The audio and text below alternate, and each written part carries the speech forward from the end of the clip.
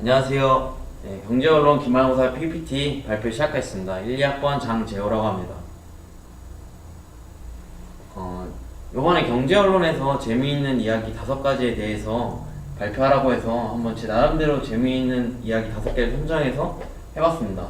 우선 첫 번째로 부동산 가격, 그러니까 우파 정권과 좌파 정권 시기에 부동산 가격이 어떻게 변했는지 흐름에 대해서 말씀드리겠습니다. 그리고 두 번째 이야기로는 상한가 종목이 다음날 보여주는 가격이 어떤지 평소 궁금했기 때문에 그거에 대해서 조사해봤습니다.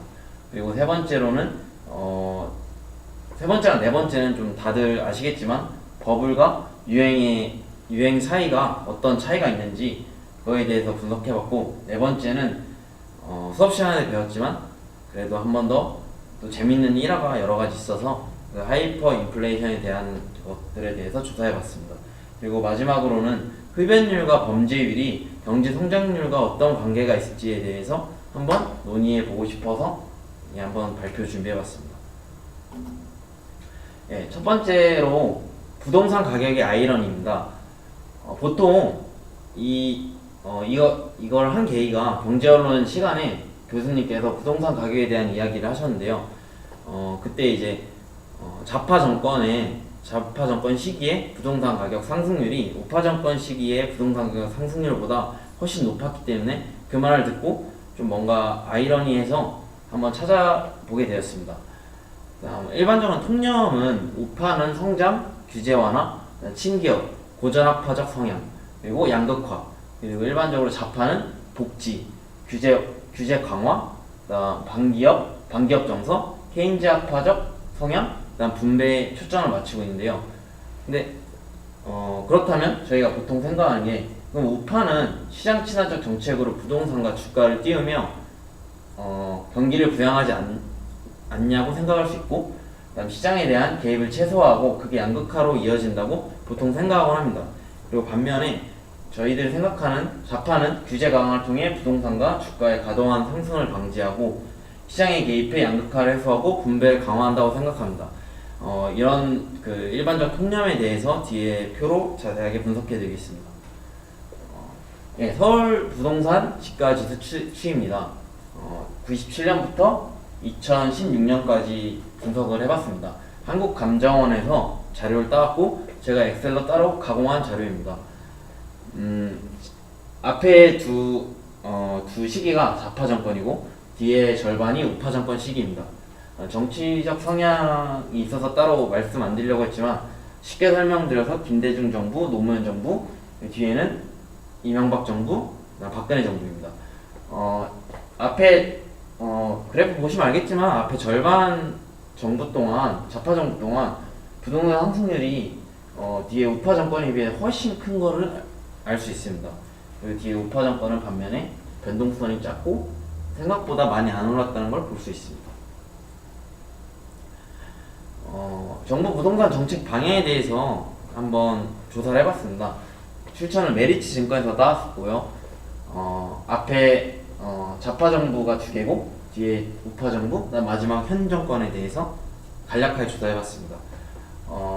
김대중 정부 시기에는 부동산 정책을 완화하는 방향으로 갔습니다. 그리고 그랬기 때문에 부동산 상승률이 60%나 달했습니다.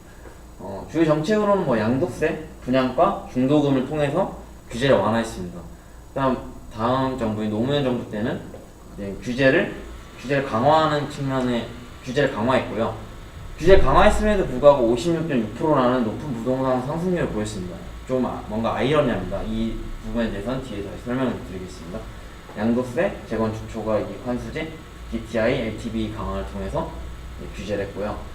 이명박 정부에는 오히려 부동산 가격이 3.2% 감소했습니다. 완화적인 움직임을 취했는데도 오히려 감소한 점이 노무현 정부 때랑 뭔가 두 정부의 관계가 정책 방향과 부동산 상승률의 관계가 좀 약간 역설적인 관계입니다.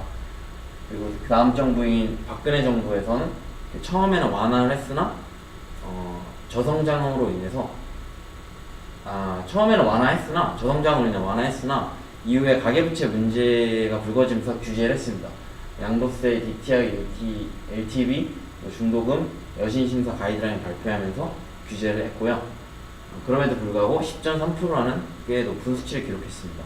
그리고 반면에 현 정권은 지금 이제 현재까지 1.9%가 올랐고 지금 규제를 하는 방향으로 가고 있습니다. 예, 결론입니다. 부동산 정책 결정 과정은 제가 여태까지 좀 조사한 결과 경기 상황에 따라 규제를 완화할지 강화할지 판단하곤 합니다. 그게 정부가 어떤 방향인지가 중요하지 않고요. 그다음 경기 상황에 따라 부양책이 필요한 시기가 있습니다. 지금 같은 저성장 시기에는 부동산을 부양을 통해서 건설업이나 여러 가지 파급 효과를 높여서 의도적으로 부양하는 측면이 있습니다.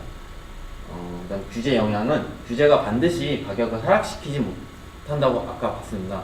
노무현 정부 때는 규제를 강화했지만 오히려 부동산 가격이 상승하고 이명박 정부 때는 부동산을 규제를 완화했지만 반대로 부동산 가격이 떨어졌습니다.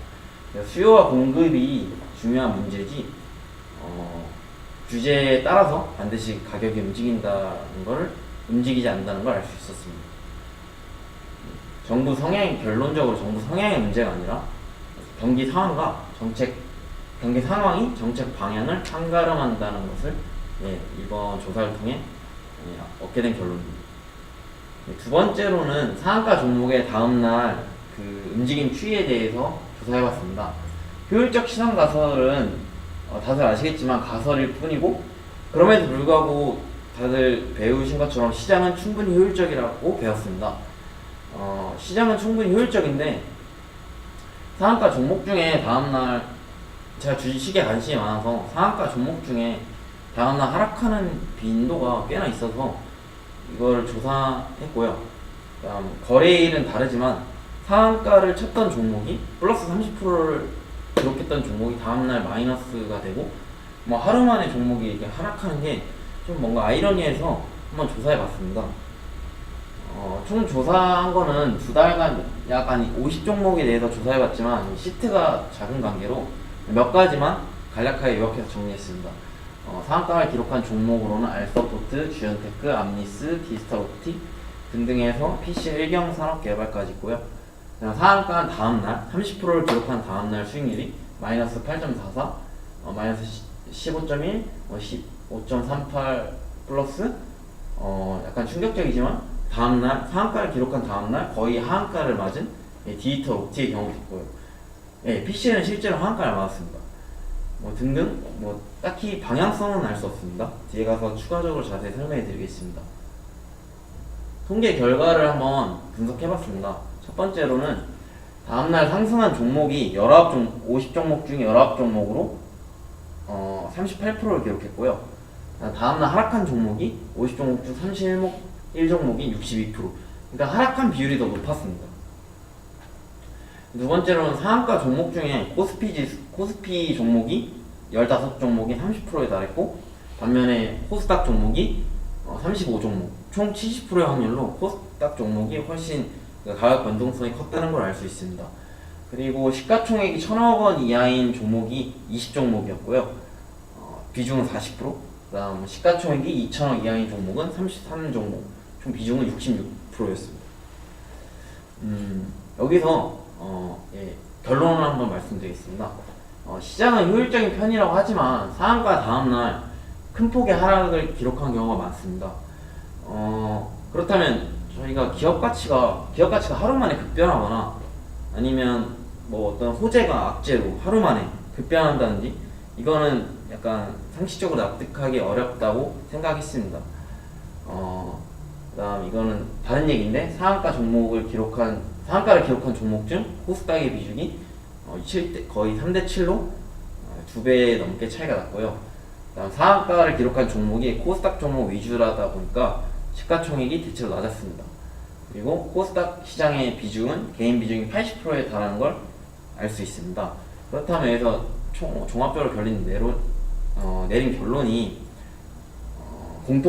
주요 공통점이 상한가 종목의 주요 공통점이 코스닥, 낮은 시총, 개인의 투기 심리 이런 것 때문에 상한가를 기록했음에도 불구하고 다음날 하락을 보여주는 경우가 많습니다.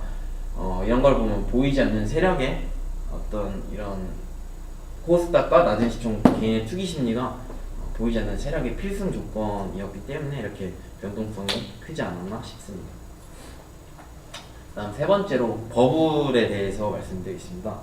제가 이번에 버블인지 아닌지에 대해서 판가름하는 기준이 뭔지 그냥 제 자의적으로 해석하는 것입니다. 앞에 거는 이제 바이오주의 사진입니다.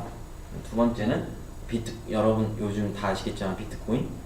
세 번째로는 롱패딩, 평창 롱패딩 열풍입니다. 이것의 차이점은 제가 생각해봤는데 앞에 두 개는 기대감, 뒤에는 어떤 실질적인 가치가 있다고 판단했습니다. 일단 검증을 해보겠습니다. 바이오주는 일단 PER로 판단할 수 없을 만큼 기대감이 큰 종목이고요. 실적이 중요한 종목이 아닙니다. 그래서 실질적인 가치가 가시적이지 않고요. 보장성, 최근에 정책적인 이슈로 보장성 범위가 확대됨에 따라 수요가 더 많아질 전망입니다. 고령화 시대에 당연히 유망한 분야고요. 시장 규모는 2020년 내에 300조에 달할 전망이고, 기대감, 신약 개발에 대한 기대감 때문에 당연히 주가가 오를 수밖에 없습니다. 일단 다음은 비트코인입니다. 규제가 국가마다 달라서 대처하기 좀 어려운 점이 있고요. 실질적 가치는 전망은 충분히 가치가 있다고 하지만 아직까지 불확실성이 큰 건 확실하고요. 공급량이 정해져 있어서 수요가 더 많을 수밖에 없습니다. 그리고 향후 전망은 블록체인과 연계한 어떤 발달로 충분히 유망하다고 볼 수 있고요. 최근에 놀랍게도 코스닥 거래량과 규모를 능가했습니다. 개인의 투기 심리가 얼마나 강한지 알 수 있고요. 현금 없는 사회가 올까라는 기대감이 만들어낸 비트코인이 아닌가 생각됩니다. 반면에 평창 롱패딩 열풍은 일시적인 수요 확장으로 볼 수 있고요. 충분히 기능도 다른 앞에 두 개와 달리 바로바로 보온적 수단을 이용할 수 있는 그런 거고, 올림픽과 날씨로 인해서 그런 수요가 최근에 우위에 있고, 그렇다고 마찬가지로 가격도 어느 정도 올라온 상태고요. 다음 일시적 현상에 그칠 게 눈에 다 알 수 있듯이 보이고요. 청소년에 한정됐고 이벤트에 의한 특수성이라는 게 다른 것들에 대한 좀 다른 앞에 바이오와 비트코인과 좀 다른 점입니다. 앞에 두 개는 저는 버블로 판단했고, 뒤에 평창 롱패딩은 버블이 아닌 단순히 유행이라고 판단했습니다. 그거에 대한 차이가 미래 전망에 불확실성이 있으나 성장 잠재력이 커야 그 버블이 형성된다고 저는 판단했습니다. 평창 롱패딩의 경우에는 성장 잠재력이 크다고 할 수 없다는 걸 다들 알 수 있고요. 그다음 일회성의 이벤트에 그칠 수밖에 없는 열풍이고요.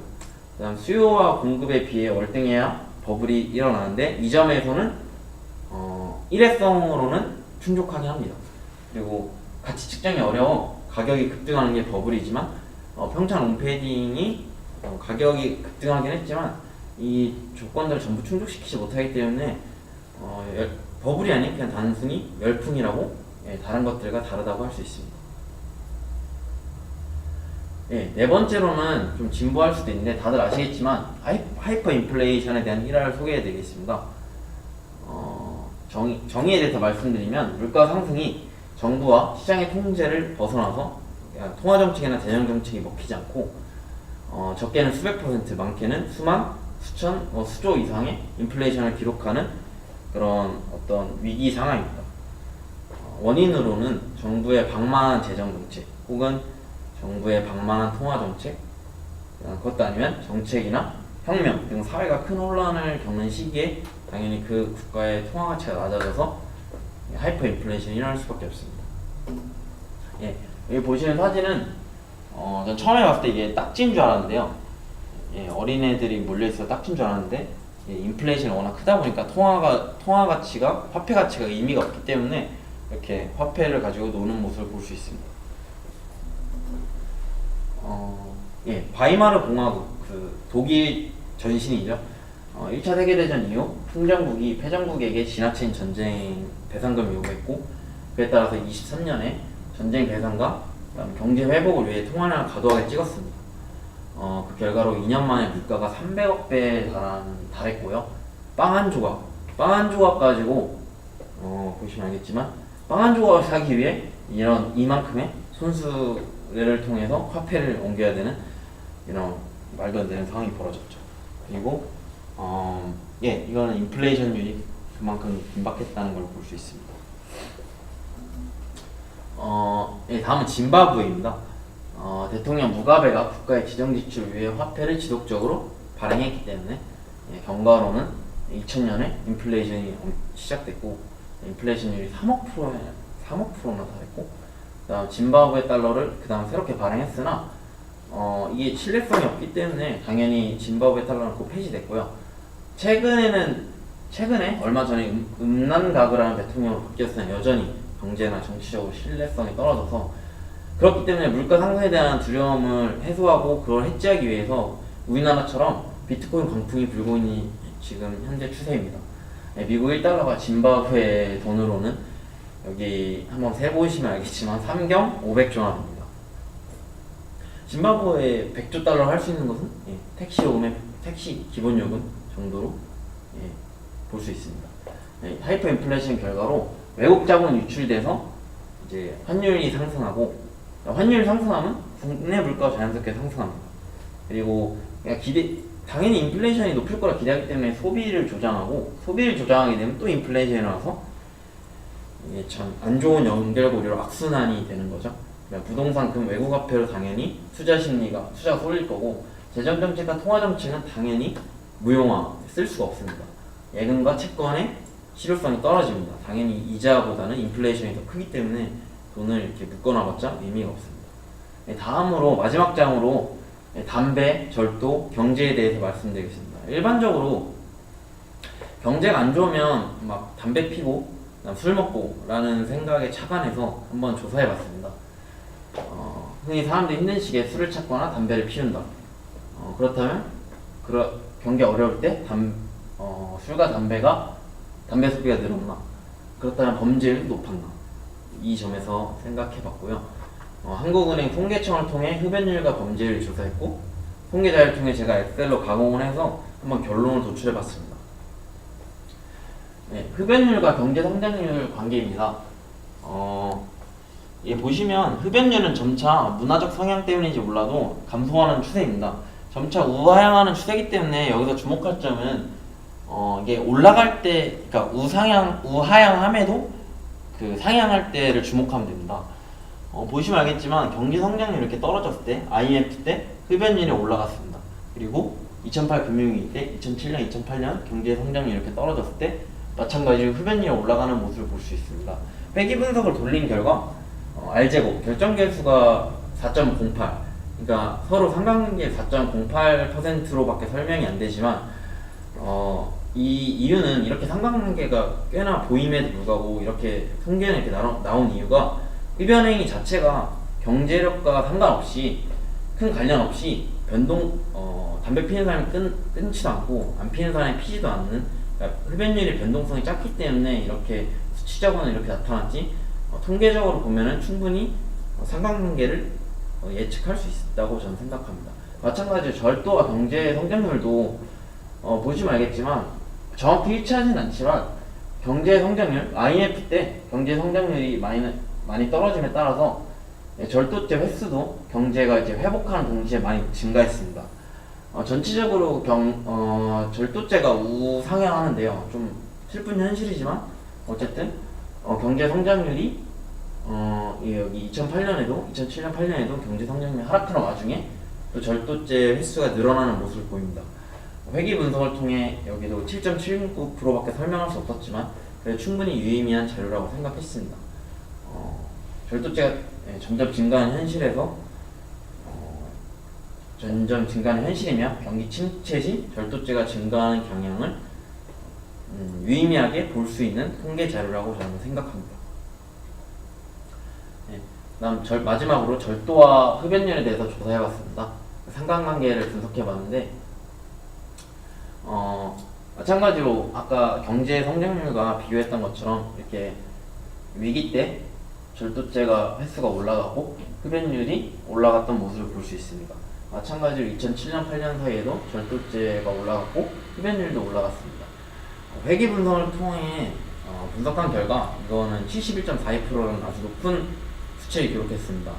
하지만 저도 이것도 단순히 통계적 지표가 아니라 주변수 간의 그러니까 절도죄는 양극화로 인해서 어쩌면 경제적 요소가 가미됐기 때문에 자본주의 체제에서 우상향하는 모습을 보이고 마찬가지로 금연도 흡연율도 문화적인 요소로 인해 점차 우하향하는 곡선을 취하기 때문에 경제 성장률과 절도 흡연율에 비해 절도 흡연율이 훨씬 그 회계 분석을 통해 더 설명이 가능하지 않나 이렇게 생각해 봅니다. 이것으로 제가 준비한 5가지 이야기는 말씀드렸습니다. 여기 출처는 제가 이런 식으로 구해봤습니다. 경제언론 비말고사 발표 마치겠습니다. 감사합니다. 20명?